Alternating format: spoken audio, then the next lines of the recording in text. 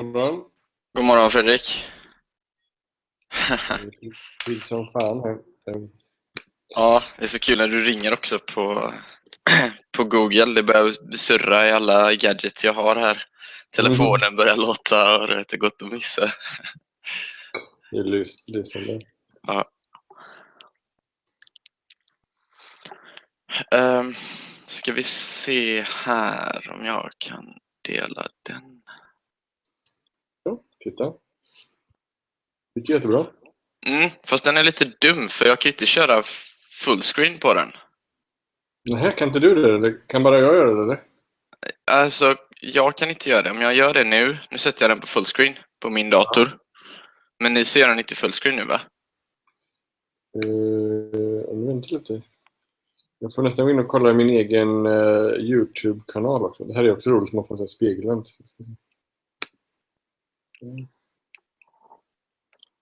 Så.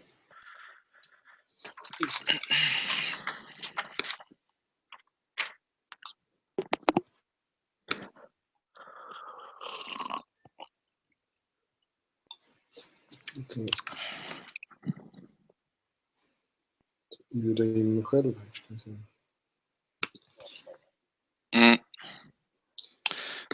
Ringde du Joel också, Fredrik? Nej, det gjorde jag inte. Ska vi se, du kan lägga in honom i... Ja. Ringa honom också. Hur gör jag det då? Då är den här lilla längst där uppe vid... Oj. Ja, du ringer till mig själv.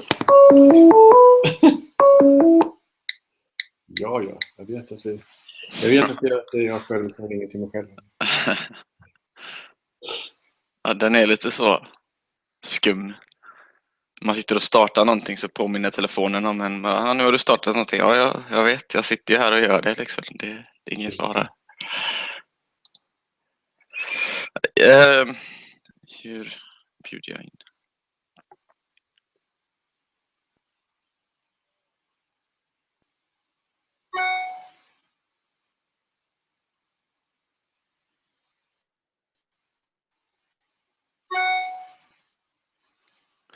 Men Joel, du kan inte gå med nu då? Bara. Kan inte Joel gå med? Han är inte med Jag i kan bjuda in honom. Ja, gör det.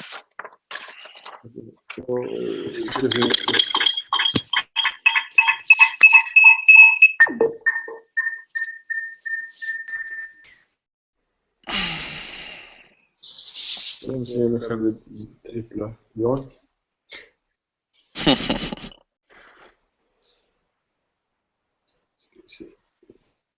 Joel har alltså... Vad har han för snö? Joel... Heter han nu efternamn Joel? Joel. Jag har han på Skype här nämligen, Fredrik. Joel.berge, eller vad har du? Joel.berge@gmail.com. Och han har ju sån apostrof på e där också. Inte i mejlet kanske, inte i mejlen förresten.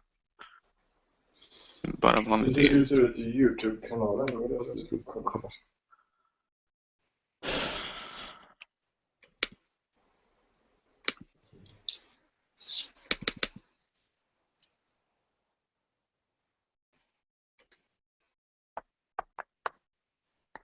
Jag skulle snabbt en chatt i det här också.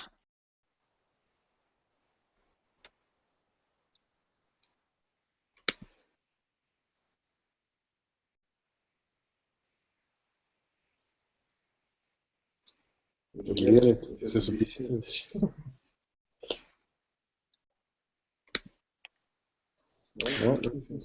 Men nu är du med, Joel. Ja, det står det. Personer i hangouten. Fredrik Landqvist och Joel Berge.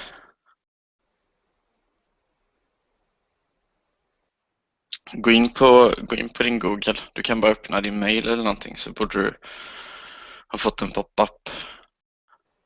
Om inte annat så har du längst ner i vänstra hörnet så har du en mittenknapp där som är en sån pratbubbla hangout-ikon. Så du kan klicka på. Så borde du få upp dina konversationer.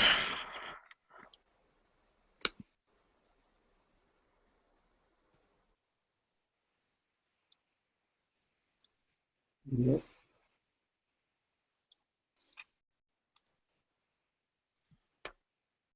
Har jag fått inviten, Joel, eller? Nej, han tycks inte ha fått någonting.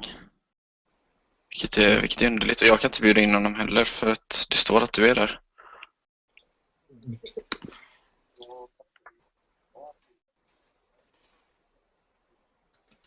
Ja, men testa gå den vägen då.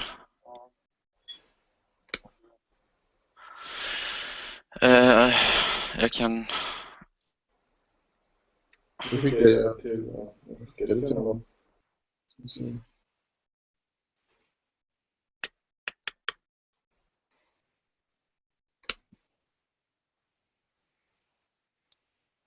Ska vi se här då.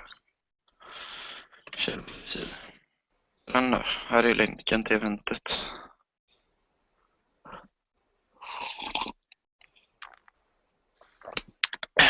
Ja, du skulle skrivit cirka klockan 8, Fredrik.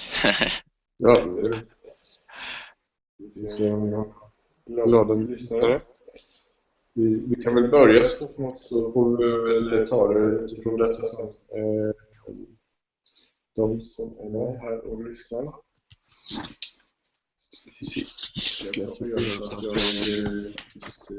Du har ljud på 2 ställen nu, Fredrik. Ja, det är just precis. Så. Jag behöver inte... Ja, god morgon. Lite tidigt att börja med ett frukostmöte så här dags. Men i vart fall. Jag hälsar välkomna de som kan och lyssnar. Det är så jättemånga. Men i vart fall. Vi har genomfört en uppsats här under våren. Där Alexander och Joel har intervjuat folk inom vård- och hälsosektorn för att få insikter i hur vi ska kunna använda öppna standarder för att höja möjligheterna till interoperabilitet inom vård- och hälsosystemet. Och specifikt har vi tittat på en framväxande trend som gäller att man vill titta på hela patientens resa och det förväntade resultatet av vårdinsatsen. Inte bara den specifika interaktionen, utan för det faktiskt liksom att man har gjort en fungerande liksom, operation eller vad det nu kan vara för någonting som kallas för value-based healthcare och outcome measures, som då är en teoribildning som Michael Porter har tagit fram. Flera institutioner och universitetssjukhus i Sverige håller på just nu och genomdriver förändringsarbete där man tittar på hur man ska kunna mäta sitt resultat på den medicinska behandlingen och även patientens upplevelse.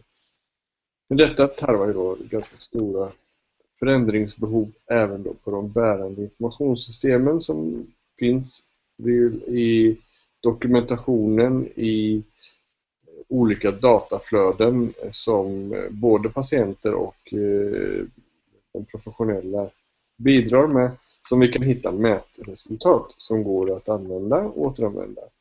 Och ännu mer komplicerat kan det bli när det gäller att vi ska försöka få det och lyfta det utanför kanske kliniken, utanför sjukhuset eller utanför landstinget till och med.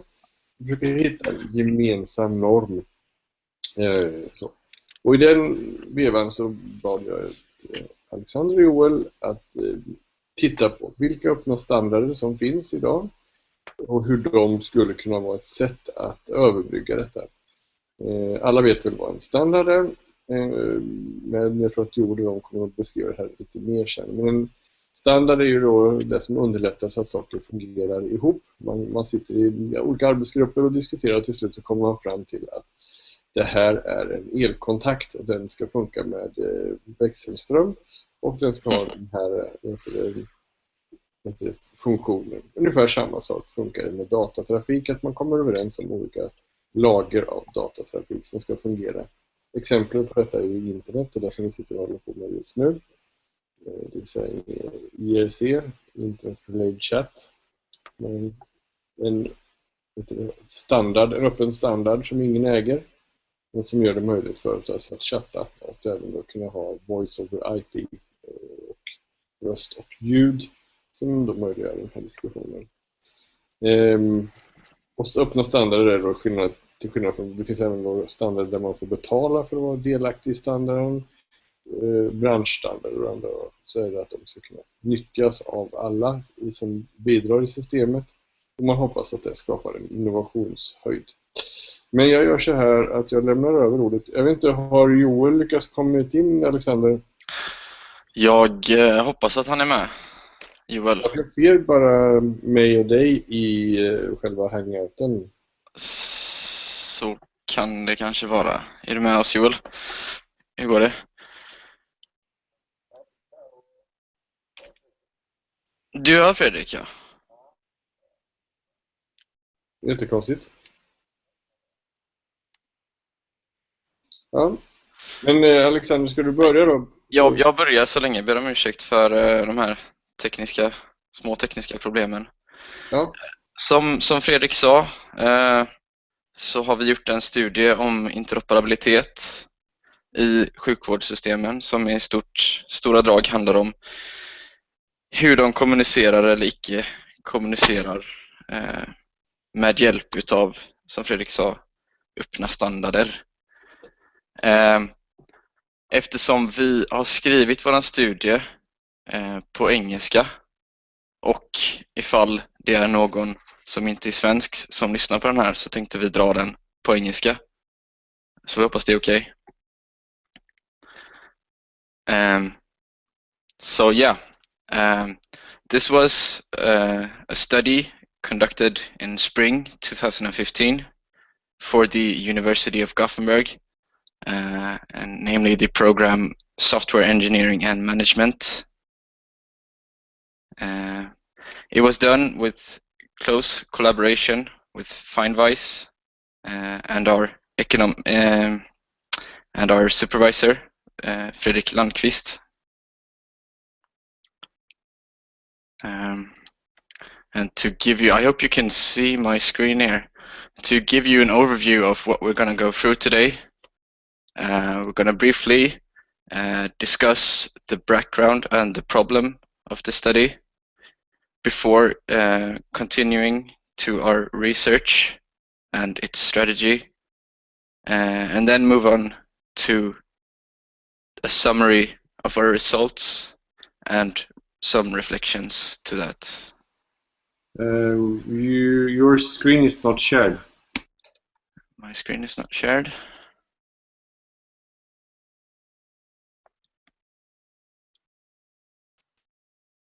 No, it should be shared, right?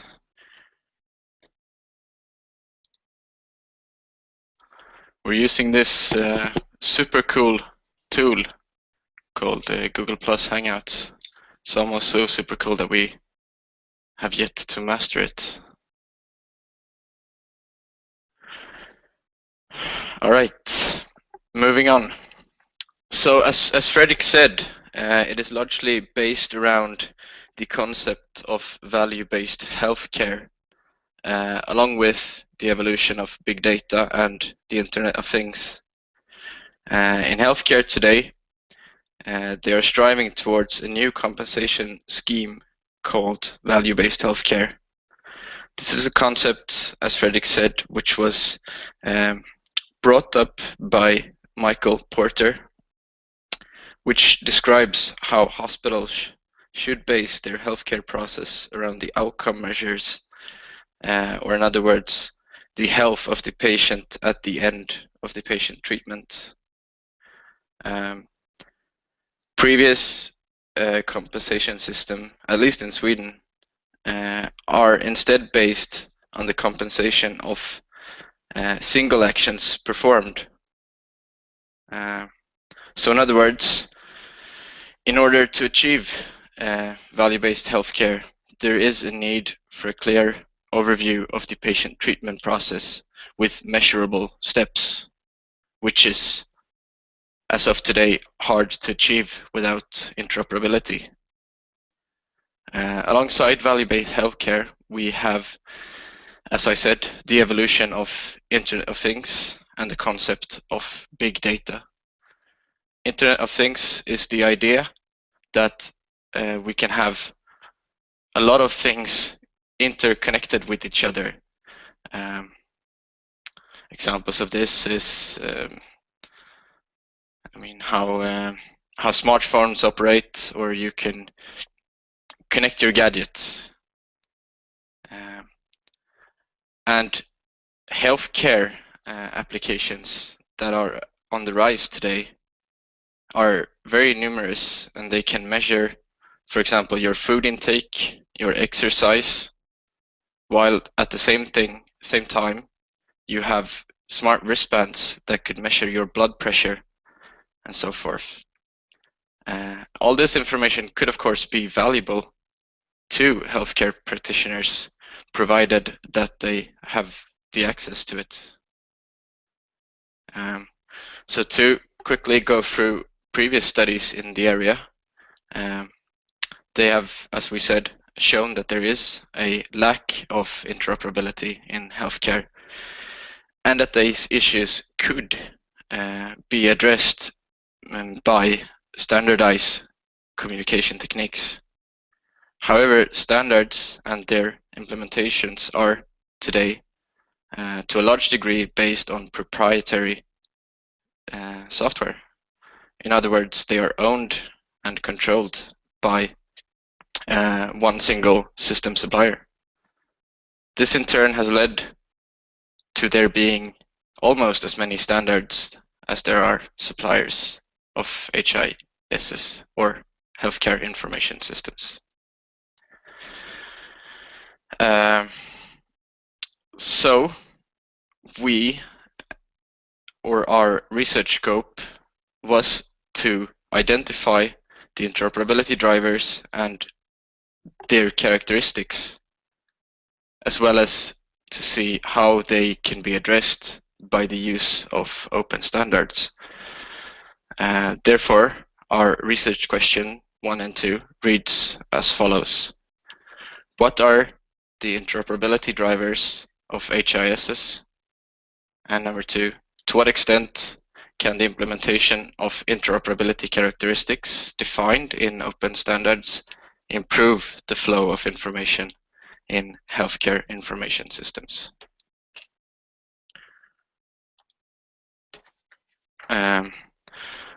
So to give you a quick overview of how interoperability works in healthcare, or how it could work, this is a picture that represents, as I said, how they would prefer to operate. Maybe not by having a single database in the middle, as this picture shows, but how several instances in healthcare could communicate to provide with better healthcare. With interoperability of this level, it would be possible to have a history within the primary care, maybe even maybe with medicine, allergies, and diagnostics, which could be used once you visit another healthcare instance. However, as we said, this is not the situation today. For instance, when receiving a referral from a primary care to a hospital, there may be a lack of information between the two, forcing the patient to act as the information carrier.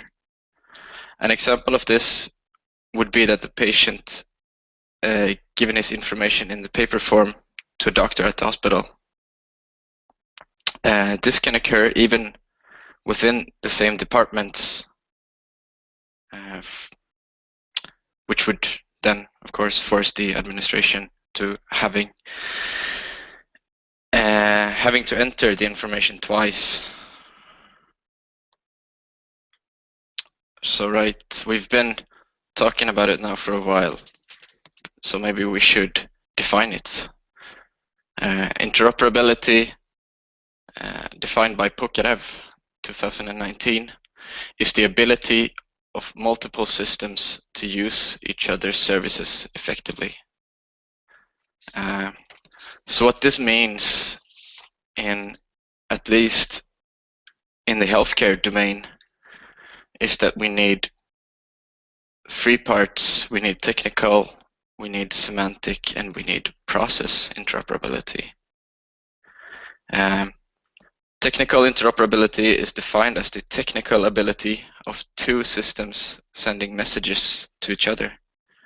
In other words, this means that the use of that they have to use the same protocols and communication techniques in order to be able to send the message technically. Semantic interoperability, on the other hand, is defined as the ability for two systems to interpret each other's messages. So if I, for example, in my system encode cancer as 123 and Joel encodes it as 321, and I would send him the message of 123, there would be no semantic interoperability. The third part, as I said, process interoperability, is defined as the level of which the organizations housing the two systems can use each other's messages in their particular process. Sticking to examples in our domain, this could be when one hospital deems that a critical blood sugar value is 3.0, whilst another deems it to be 4.0. This is, of course, an example taken out of the blue, but it shows you that process interoperability can be as important as the two above, more, could I say, systematic interoperability. Are you with us yet, Joel? Or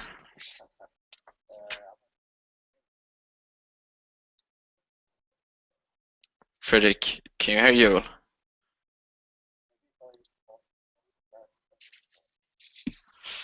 Yes, I can hear you loud and clear, but I can't see you well. You can hear me? Yeah. Okay. I guess I'll continue then. So, an open standard then is an agreed, repeatable way of doing something. It is a published document that contains a technical specification or a precise criteria designed to be used consistently as a rule, guideline, or definition, which was taken from the British Standard Institution.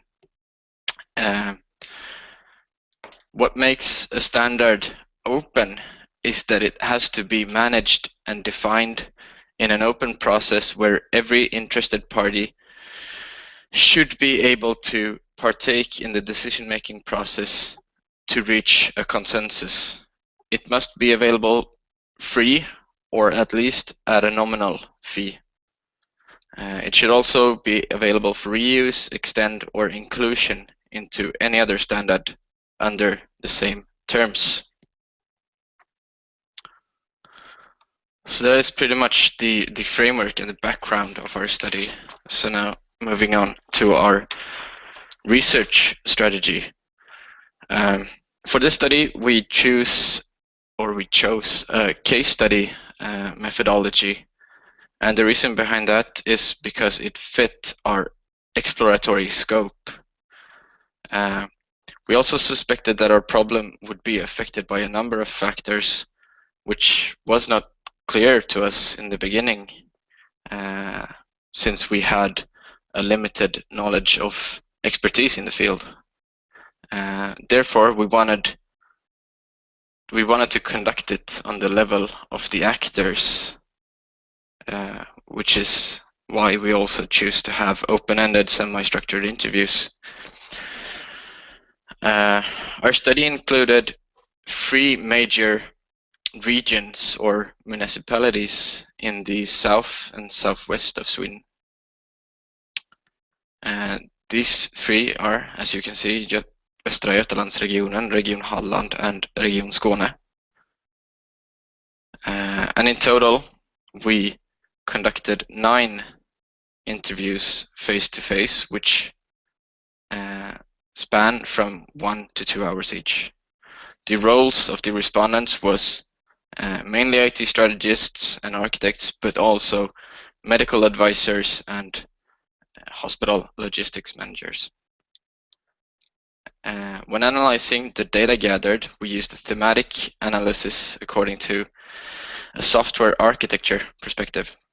The main priority was to find the aspects related to our research questions, the different drivers that were identified, the standardizable interoperability characteristics that could play the biggest part for realizing the drivers, as well as the architectural constraints, which could be described as roadblocks to theoretical development. And yes, it is also worth noting that our research questions are based on a broad scale, but the scope of this study was Sweden, and therefore it might not be able to be generalized in other countries. So to summarize our research questions and our results,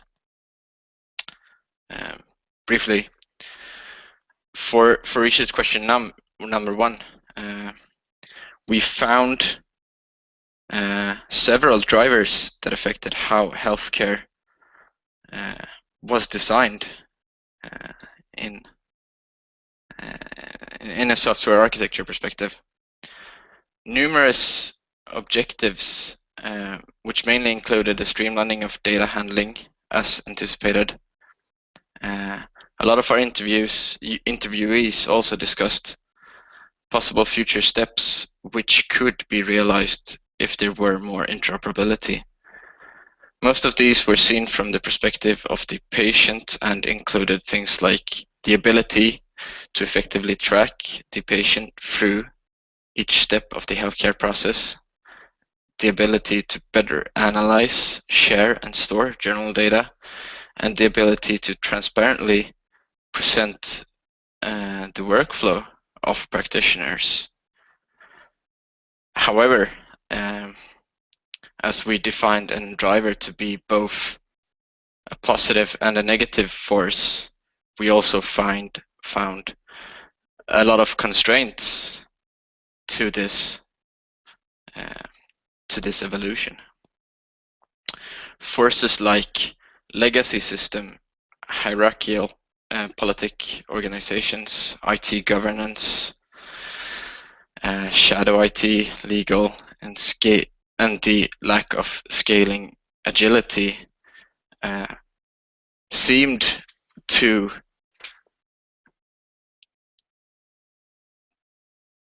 hinder the evolution in such a way that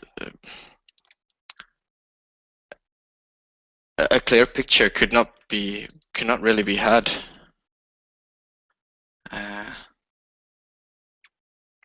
Yeah. So moving on to research question number 2, open standard characteristics.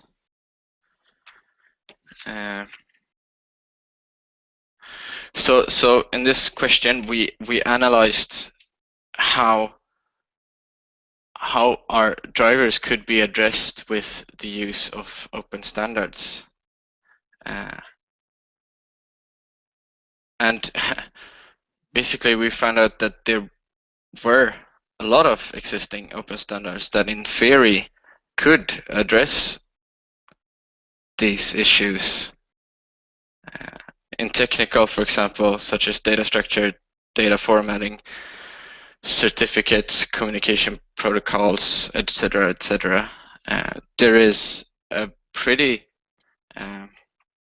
common standard called HL7, or not common but prominent standard, which are used to a degree in Sweden, but not fully. For semantics, with healthcare codes and health concept structures, SNOMED CT is another standard that could be used in theory to cover this. And Sweden is a member of its committee, so it therefore would be defined as an open standard since it's available for everyone for free. Can you guys hear me? Yes, we hear you. Not sure if Fredrik can hear me. Or I hear you at least. You can't hear Joel, right, Fredrik? I'm on mute, but I can hear you. Welcome. Thank you. Finally, it works. Okay. I'm sorry, Right. I did interrupt you. Yeah. So for the last part, process, we found that there wasn't as many prominent standards in this field of interoperability. But there is, for example, ISHOM that aligns itself with value-based healthcare to a very large degree, that defines what and how measurements could be done in a healthcare scenario. Right, do you want to take the next one, then you will, the summary? Sure. You've been going at it for a while here. Yeah. So, yeah, I think this picture gives a pretty good indication of our findings. In summary, this is pretty much the picture that we got from the domain. It's not the case that there doesn't exist any open standards that cover the part of interoperability. On the other hand, there's an abundant amount of existing standards, but there's no real governance of which standards to choose.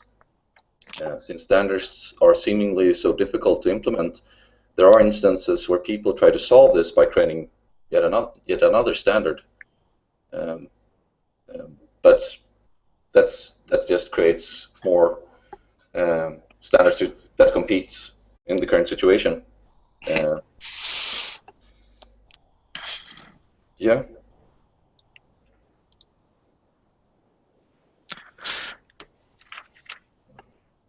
Yes, so we had read about theory in change management, which largely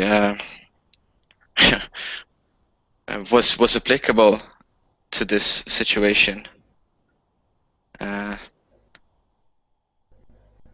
by Klein and Sora. So if you were to compare the situation to this theory of innovation implementation, you could see that even if you had very good innovations, such as Hålsjö, SNOMED, ISHOM, etc., the climate made up by our constraints identified in the first research questions would make up a very barren climate, as you can see on this picture. And thus an implementation would be very hard to accomplish.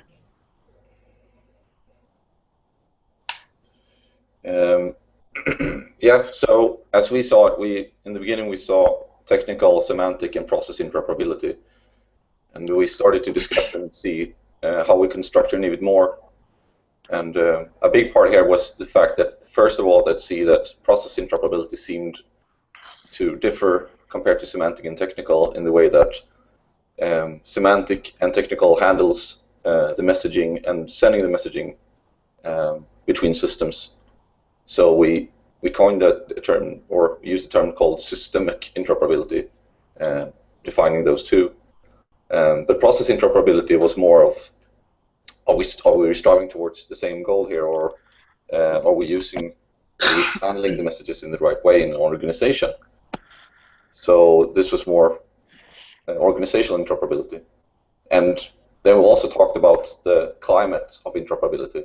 How can we use interoperability in such a way that all systems that handles the interoperability are striving towards the same goal in new technology, and we put those two under organizational interoperability.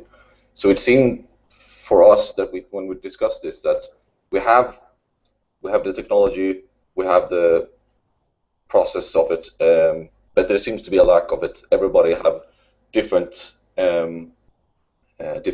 situations of handling new technology and discussing different ways of where should we go next. Right. And, yeah, all in all, it made it for a pretty bad climate, according to Kleinensor's theories.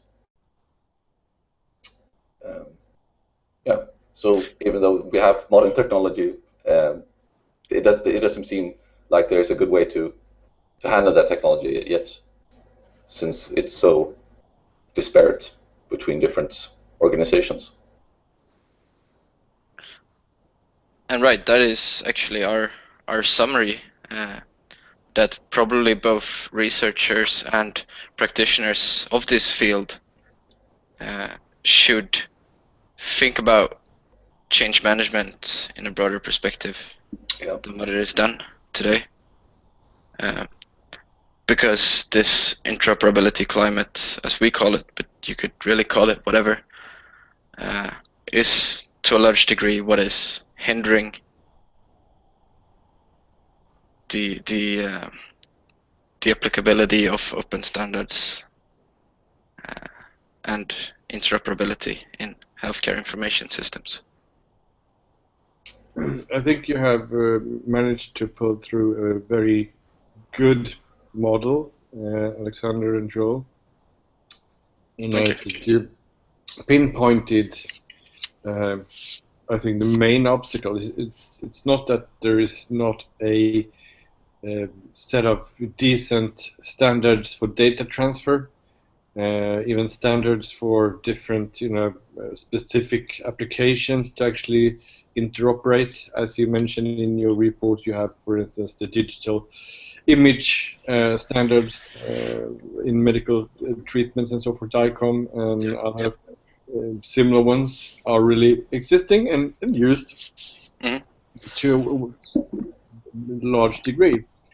But the problem comes back to how do one find a sustainable change over a lengthy period? Because if you have a set of heterogeneous settings of different incarnations of healthcare supporting systems, the record keeping, different, all the things that you showed in the first picture, which is basically what you can see over and over again, independently which country we're talking about, independently about region or hospital. The only difference is that they are supported by different vendors, so there's kind of a vendor lock-in mechanism still persists. And then when we talk about technical medical IT, medical IT, that's the technical facilitation of all kinds of stuff in the hospital, they are even more locked in, both due to the regulatory affairs that it has to be very secure, and they really want to sell a complete, extremely locked-in process, because that's the business model. I mean, that's the business model for the vendors to do this. So they don't see the opportunity that their set of tool set actually could provide a good data stream semantically, technically, and interorganizationally. Right. An opportunity. So I think that is something that the healthcare domain must agree upon, as you said, to follow some standard, not counting in what the suppliers want, but what they want instead. Yeah. An interesting theory which we suggested as well could be looked at is Vicky and Quinn, and as you said, do we change our systems entirely, or do we agree upon something and move towards that? And Vicky and Quinn has defined two concepts called continuous change and episodic change. So where a continuous change would be slowly moving towards a unanimous goal, whilst episodic is a quick, rather immediate change where we just, okay, this is the standard we go for now, change everything. Which could be really interesting to look into as well, I think. Yeah. I mean, there seems to be some opinions, as you said, that we should. The goal is to provide interoperability, but there seems to be different opinions about that as well.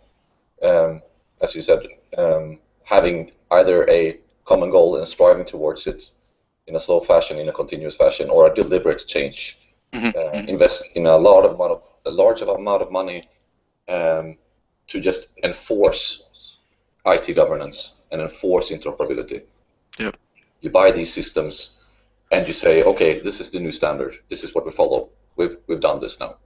We've bought the system, and this is what we're going to use. I think that. I mean, if you see, because I asked you to look specifically on one major overhaul and change that is undertaken with the value-based healthcare paradigm, and within that they have stated a set of, well, these are the metrics, these are the results or the outcomes that we are wanting to have kind of a templated way of doing, regardless of whereabouts your hospital is.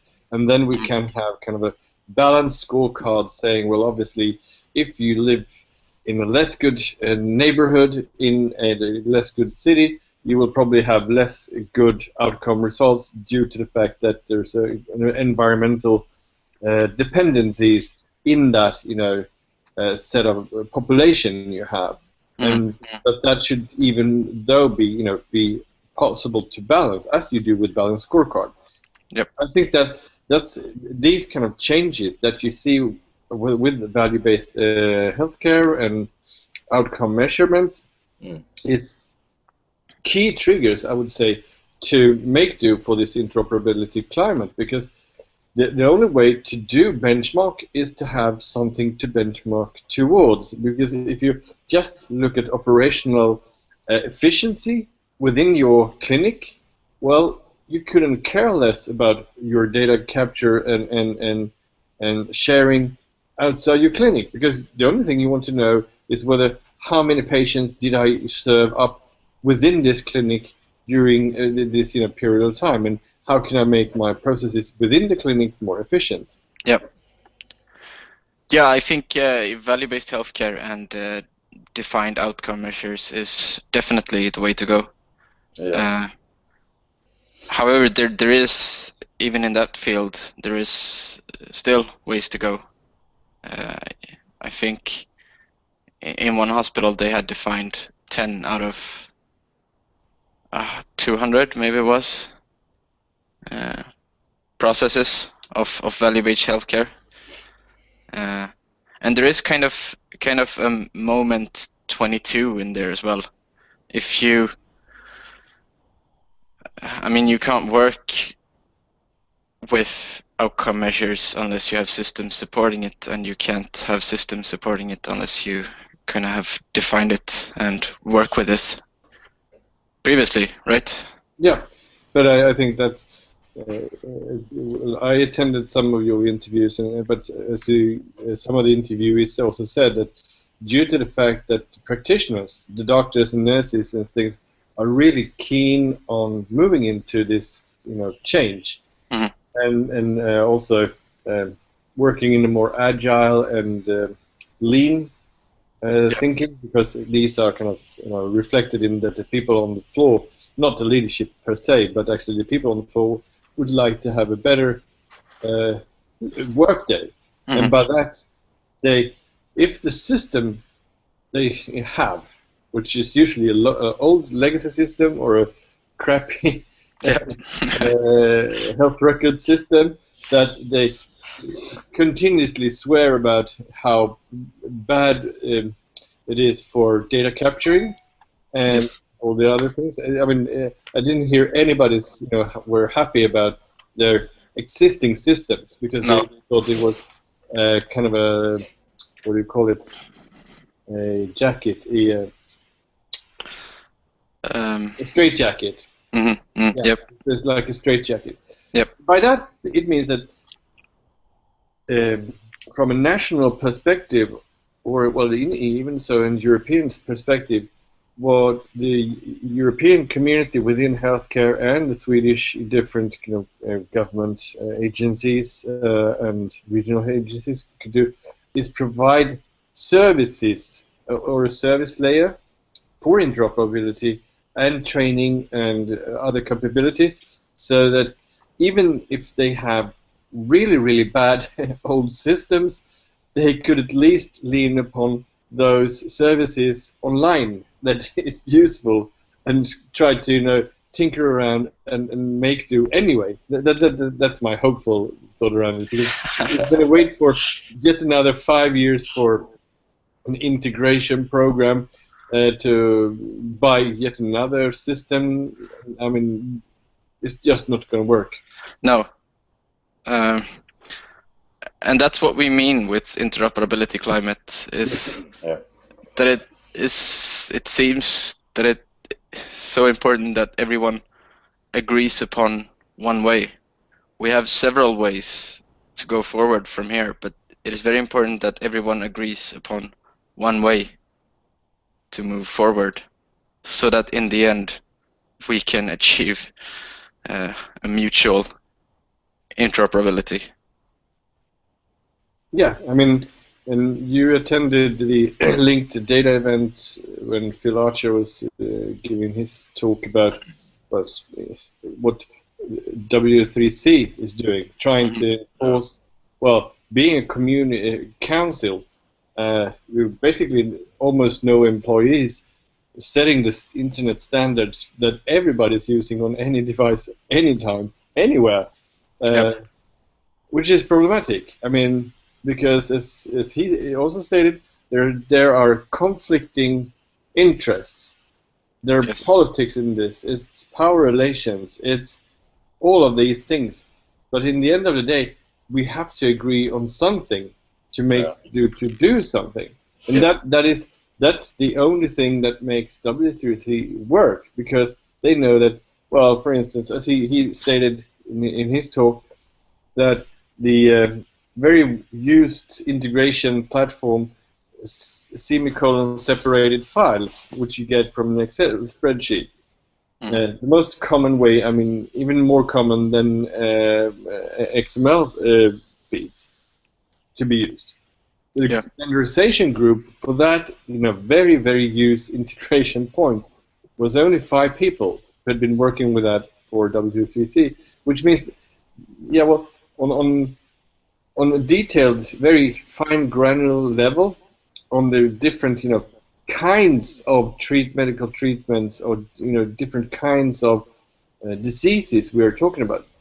Obviously, there's going to be very different ways of capturing the data and what kind of data they want to have.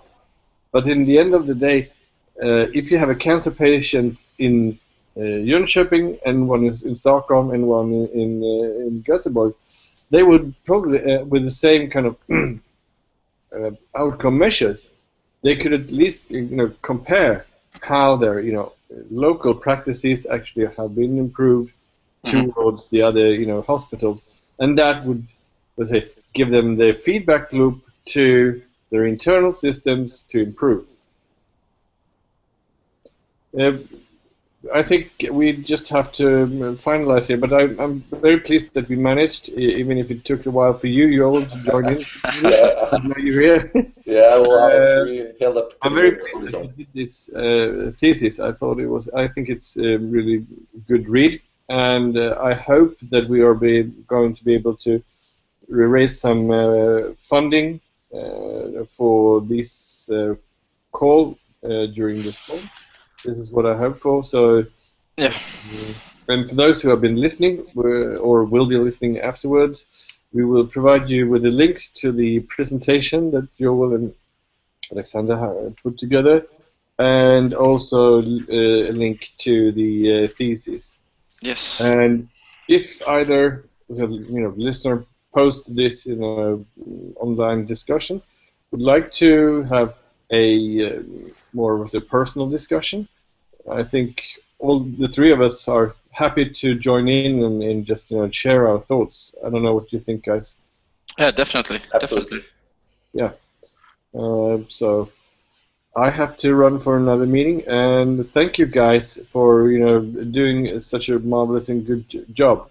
I will celebrate with you next time we meet up in the office. Okay. Yeah. Thank you. you. Thank you. Bye. Bye.